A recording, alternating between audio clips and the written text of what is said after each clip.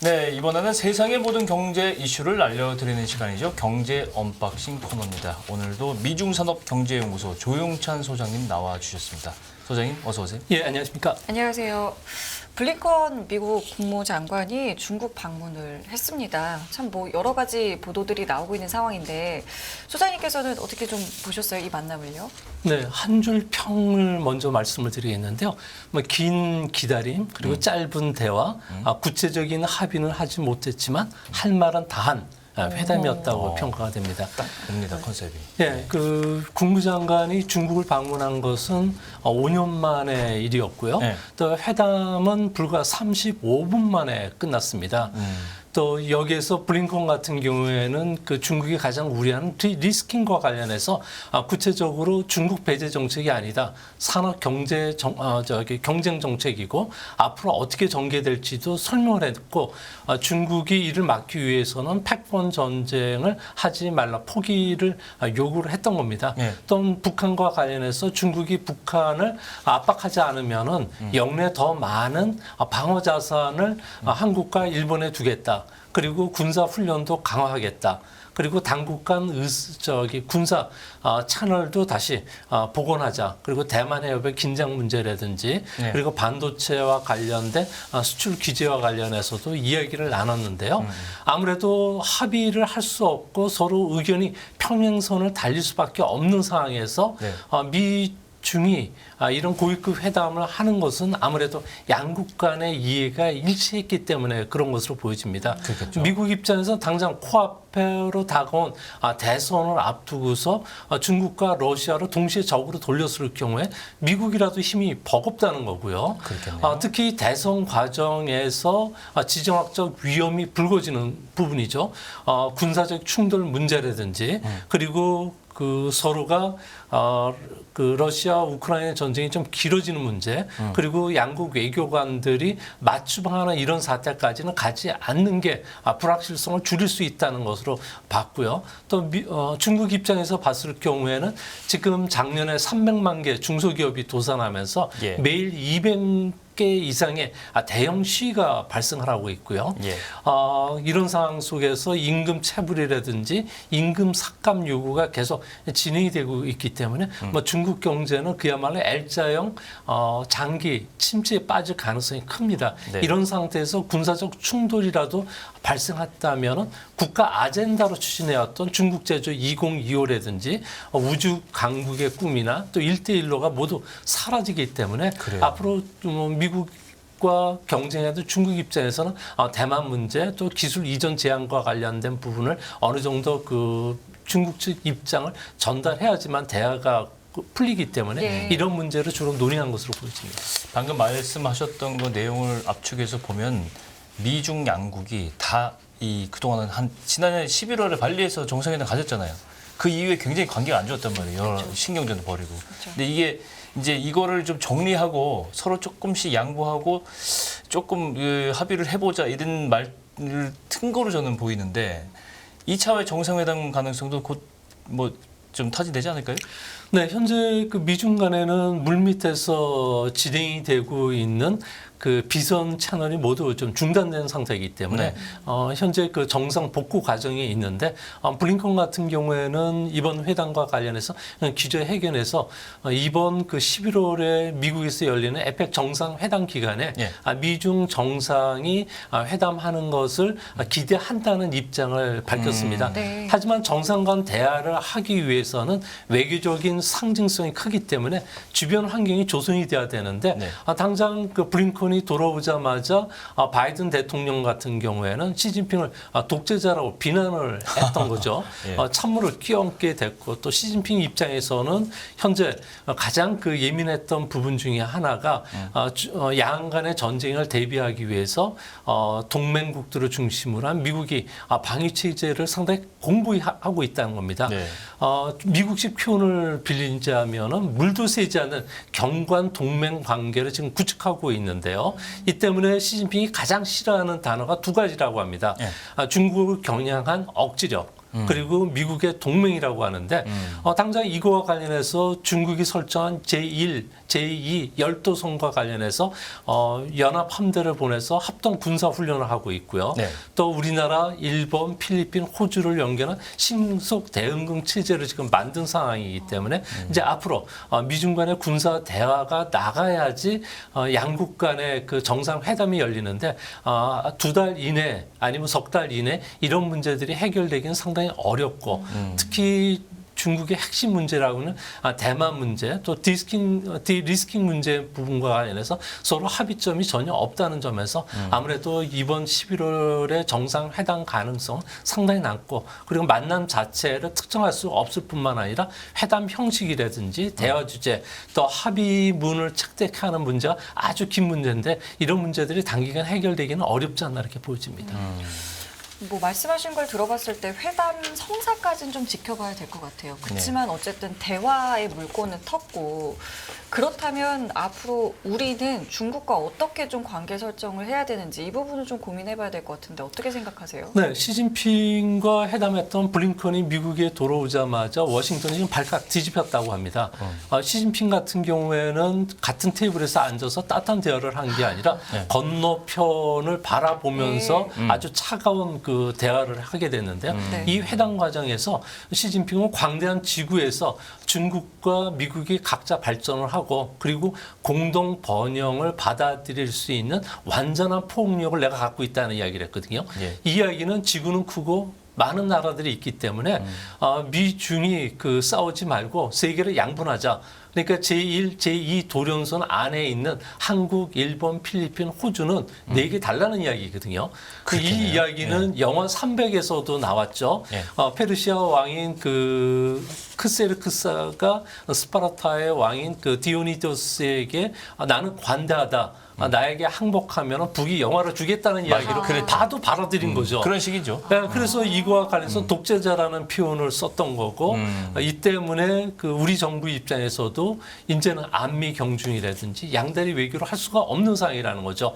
미중 관계는 그 나빠지면은 남북 관계, 한중 관계도 종속 변수이기 때문에 맞아요. 같이 나빠질 수밖에 없고 그렇죠. 또 미중 관계가 일보 전진 뒤에 항상 이보 후퇴를 해왔다는 점에서 앞으로 우리 의지와 관계없이 한중 남북 관계가 흐를 가능성이 크지 않나 이렇게 보여집니다. 이 때문에 이제 같은 동맹국이고 민주주의 체제를 같이 하고 있고 또 올해는 미국이 중국을 제치고 우리의 제일 수출국이 되기 때문에 앞으로 외교 안보 전략이라든지 군사 안보 전략에서 큰 변화가 예상이 되는데요. 이렇게 됐을 경우에 중국과의 관계는 상당히 악화될 수밖에 없고 그래서 우리나라 입장에서는 중국과 관계 악화 시에 대비한 플랜 B 전략 그러니까 대응책을 마련해야 되지 않나 보여집니다. 그렇군요. 참 난감한 상황인데 우리 입장, 한국의 입장이라는 게 늘 좀 이래 왔어요, 사실은. 미중 사이에서 이래 왔고 지금도 이제 그런 게 연장선상인데 네. 이 시진핑 3기 좀 특이한 것 같아요. 지금 보면 굉장히 많은 어려움을 겪고 있어요. 미국하고 관계도 너무 안 좋아지죠. 그다음에 이 서쪽, 서방, 우방국의 동맹도 강화되죠. 그다음에 근데 그렇죠. 내부적으로는 지금 내수 부양 안 되죠. 경기 부양 안 되죠. 이게 완전히 내후외환이라고 봐야 되는데 중국이 이번에 금리 인하를 했어요. 10개월 만에 전격 인하했는데 일단 내부 단속부터 시작하겠다 뭐 이런 의미로 받아들여야 할 것 같아요. 어떻게 보세요? 네, 그렇습니다. 아무래도 지금 중국은 사회 불안 문제가 상당히 심각한 상황이 되고 있는데요.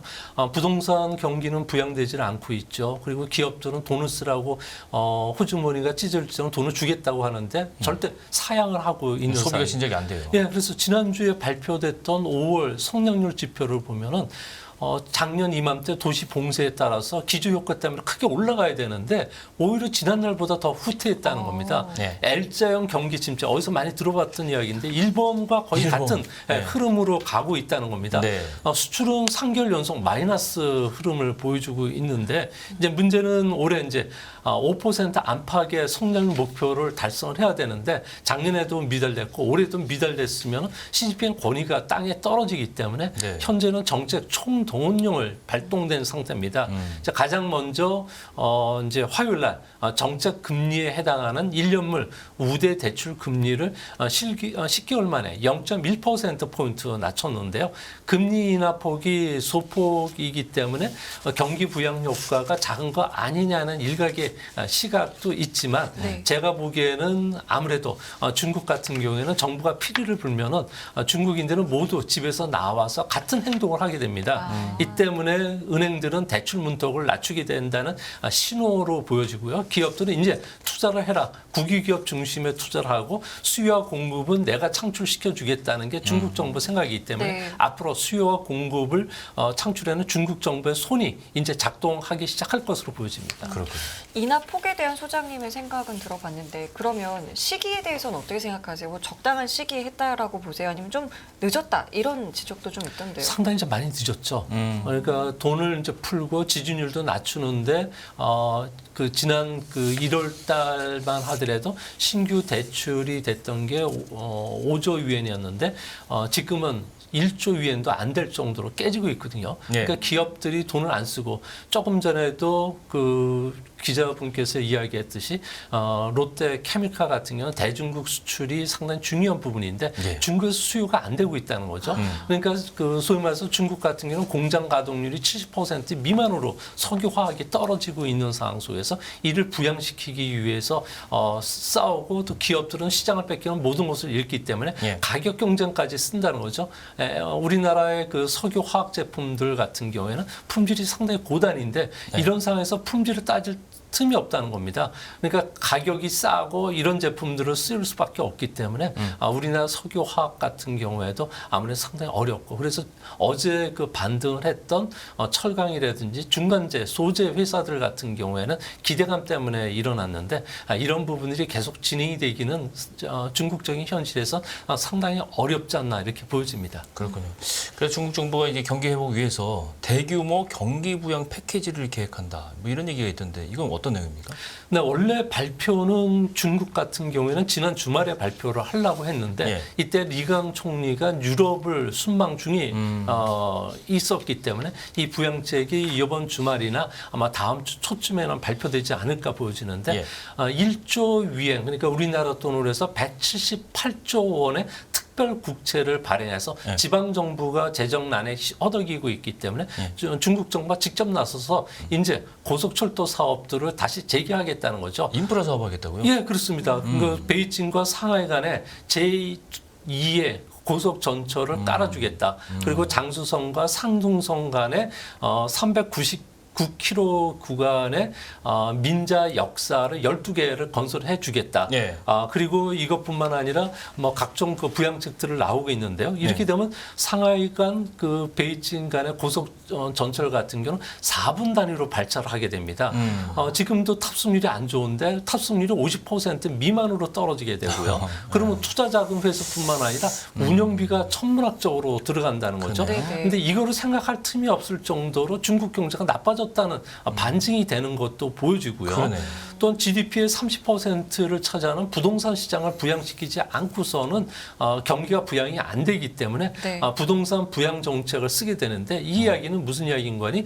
마치 고혈압 환자가 당이 떨어졌으니까 링거를 주입하는 게 아니라 급하니까 설탕물을 주입시켜야겠다는 생각이라는 거죠. 그래서 앞으로 후유증이 더 크지 않을까 보여지는데 여기서 우리가 이제 그 한 단계 더 들어가 봐서 봐야 되는데 중국 같은 경우에는 인프라라든지 설비 투자를 했을 경우에 얼마만큼 GDP를 끌어올리는 효과를 봐야 됩니다. 미국이나 우리나라는 상당히 그 심플하기 때문에 바로 나오는데 예. 중국 같은 경우는 한계 고정 자본 개수라고 있습니다. 예. 한 단위 GDP 생산을 늘리기 위해서 투자를 얼마만큼 더 집행해야 되느냐는 문제인데 이게 1992년도 같은 경우는 2.3배 얼마 들이지 않고서도 GDP를 올릴 수 있었고 2013년도에는 6배로 더 많이 늘어났던 거죠. 네. 지금은 9배, 10배까지 늘어났다는 겁니다. 그러니까 GDP를 늘리기 위해서 인프라 투자를 하면 더 3분의 많이. 2는 그냥 GDP 없어지는 생산 없고 그냥 없어진다는 거죠. 그러니까요. 그렇기 때문에 GDP를 견인하는 효과가 극히 떨어지기 때문에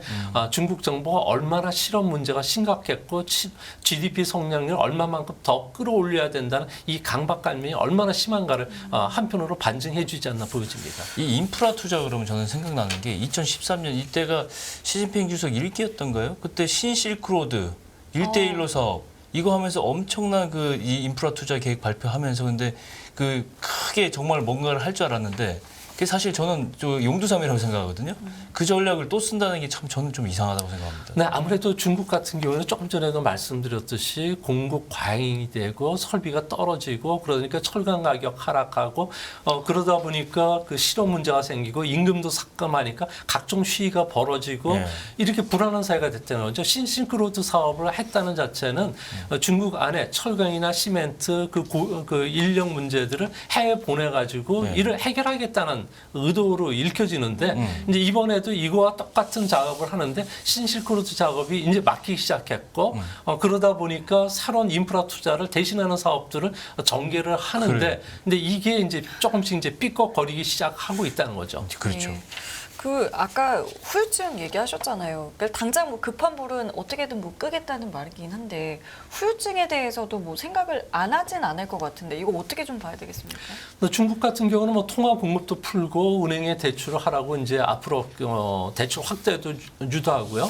정부 보증하에 공사 중단됐다 아파트 공사 같은 경우에도 이제 재개가 또 시작이 될 겁니다. 예. 또 대출 상한도 건설사나 디벨로퍼들에게 유예하는 조치들을 쓰고 그리고 우대 대출을 해주면서 부동산 사라고 이제 이야기를 하는데 네. 중국 같은 경우는 부동산과 관련된 빈집이 적게는 6,500만 채, 많게는 1억 채 정도가 됩니다. 1억 채요. 그러니까 상상을 불허할 단위가 정도인데, 다르네요. 그러니까 네. 여기에 불을 지펴 버리는 거죠. 네, 네. 그럼 그렇게 됐을 경우에 당장 경기를 좀 부양시키고 자극 정책 쓰면서 집값은 조금 반등을 하겠지만 이후에 이 많은 물량을 어떻게 해소해야 네네. 될지 이 대책이 안 쓴다는 거죠. 그리고 새로운 산업들을 육성하면서 이런 재고 문제도 다 털어내야 되는데 이런 그 새로운 산업을 육성하는 게 말처럼 쉽지 않다는 거죠. 10년, 20년 뒤에 될지 말지도 되는데 일본 같은 경우에도 그 우수한 제조업 능력을 갖고서도 전기차에게는 우리한테도 밀릴 정도로 지금 상당히 악화되면서 디프레이션이 잃어버린 30년을 찾아왔던 건데 중국도 디프레이션이 지금 국면에 들어갔고 단순히 금리를 낮춰서 될 부분이 아니라 새로운 성장 동력, 인구도 더 증가시켜야 되는데 이런 부분이 없다는 것은 결론적으로 말씀이어서 경기 자극 효과는 없고 이번에 경기 자극 정책은 선진국으로 가기 위한 비상이 아니라 중국 경제가 그야말로 위험 상황에 들어갔던 비상배를 누린 거와 똑같은 상황이 되지 않았나 이렇게 보여집니다. 이러다 이제 장기 침체로 가면은 문제인데 마지막으로 제가 부동산 가지고 이제 중국이 그동안은 부양을 했던 상당히 부동산 측면이 강해요. 부동산이 이끌어 왔는데 네. 이 중국의 부동산 침체가 되면은 우리나라의 직접적인 영향은 어떻습니까? 네, 중국 같은 경우는 부동산 산업 같은 경우는 경기 조절 밸브로 항상 작용을 해왔습니다. 네. 또 세수 조달의 가장 중요한 창구가 됐었는데요. 지방정부 세수 같은 경우는 2020년에 코로나 직전부터 악화되기 시작했는데 그 당시에는 175조 원 정도의 적자가 됐는데 올해는 무려 695조 원 적자랍니다. 이 정도가 되면은 세수를 받아가지고 은행 이자를 지급하는데도 버겁다는 거죠. 이 때문에 중국 같은 경우는 부동산 규제를 3년 이상 할 수가 없다는 겁니다. 이 문제는 중국이 이제 이런 부동산 자극 정책을 쓰면서 올리긴 하는데 구조적인 요인을 전혀 해결하지 못한 상태라는 거죠.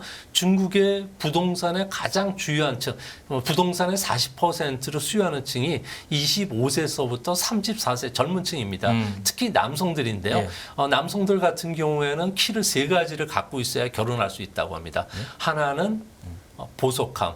하나는 보석함? 자동차 키, 그리고 하나는 아파트를 갖고 아파트 있어야지. 열쇠. 근데 여자들이 기본적으로 남자보다 4,000명 정도가 적기 때문에 아무래도 대를 잇기 위해서는 8가지 카드를 그 8가지 부모 찬스를 쓴다는 거죠. 할아버지, 할머니, 그리고 외가, 그리고 친부모 뭐 해가지고 또 고조부까지 해가지고 쓰게 되는데 그러니까 여자로 태어나면 중국에서 태어나는 게 가장 행복하지 않나 보여지는데 이제 이런 그 젊은 층들이 30년까지 4,700만 명이 감소합니다. 이제 그 1억채나 되는 중국 부동산 시장의 그 공실률이 이제는 앞으로 어떻게 될지 그렇네요. 그렇게 이게 뇌관으로 작용하기 때문에 조금 전에도 말씀드렸듯이 이번 사태는 은행 부실 문제를 더 키우고 부채도 증가시키면서 중국이 그야말로 비상 사태에 빠지는 비상 상황이 아닌가 이렇게 생각이 됩니다. 그렇군요.